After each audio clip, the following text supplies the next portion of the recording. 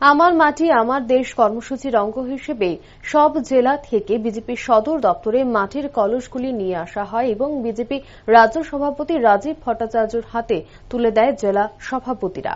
অনুষ্ঠানে বক্তব্য রাখতে গিয়ে প্রদেশ বিজেপি সভাপতি রাজীব ভট্টাচার্য বলেন, বিজেপি দল ক্ষমতার জন্য রাজনীতি করে না, দেশের রাষ্ট্রনায়ক সমাজ পরিবর্তনের আহ্বান করেছে। দেশের রাষ্ট্রনায়ক প্রধানমন্ত্রী নরেন্দ্র মোদীর আহ্বান করেছে সব বাড়ি থেকে মাটি সংগ্রহ করা হবে, আর সেই মাটি দিয়ে আজাদী কা অমৃত মহোৎসবকে স্মরণ রাখার জন্য দিল্লিতে একটি অমৃত বাটিকা তৈরি করা হবে।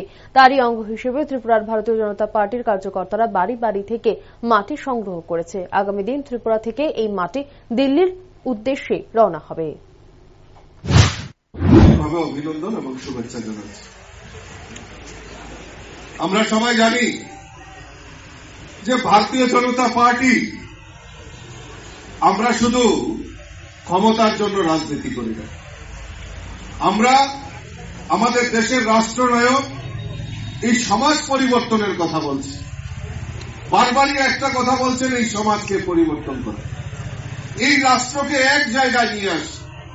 আমাদের সেই রাষ্ট্রনায়ক আমাদের দেশের প্রধানমন্ত্রী নরেন্দ্র মোদীজি আহ্বান করেছেন যে আমরা সমস্ত ঘর থেকে, সমস্ত বাড়ি থেকে আমরা মাটি কালেকশন করব এবং সেটা আমাদের দিল্লির যে কর্তব্য পথ রয়েছে সেখানে আজাদী কা অমৃত মহোৎসবকে স্মরণ রাখার জন্য সেখানে একটি অমৃত বাটিকা তৈরি করা হবে, আর সমস্ত ভারতবর্ষ থেকে সেই মাটি দিয়ে সেখানে অমৃত বাটিকা নির্মাণ করা হবে।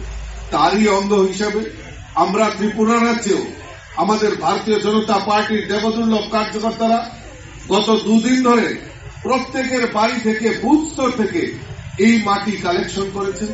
মন্ডল স্তরে এসছে, জেলা স্তরে এসছে, আজকে সেটা আমাদের রাজ্য স্তরে এসছে এবং আগামী দিন আমরা এই মাটি আমরা রাজ্য কমিটি থেকে আমরা দিল্লিতে আমাদের মাননীয় প্রধানমন্ত্রী যে আহ্বান করেছেন সেই কর্তব্য পথে পাঠানোর জন্য সেই আমাদের কর্মসূচিও রয়েছে।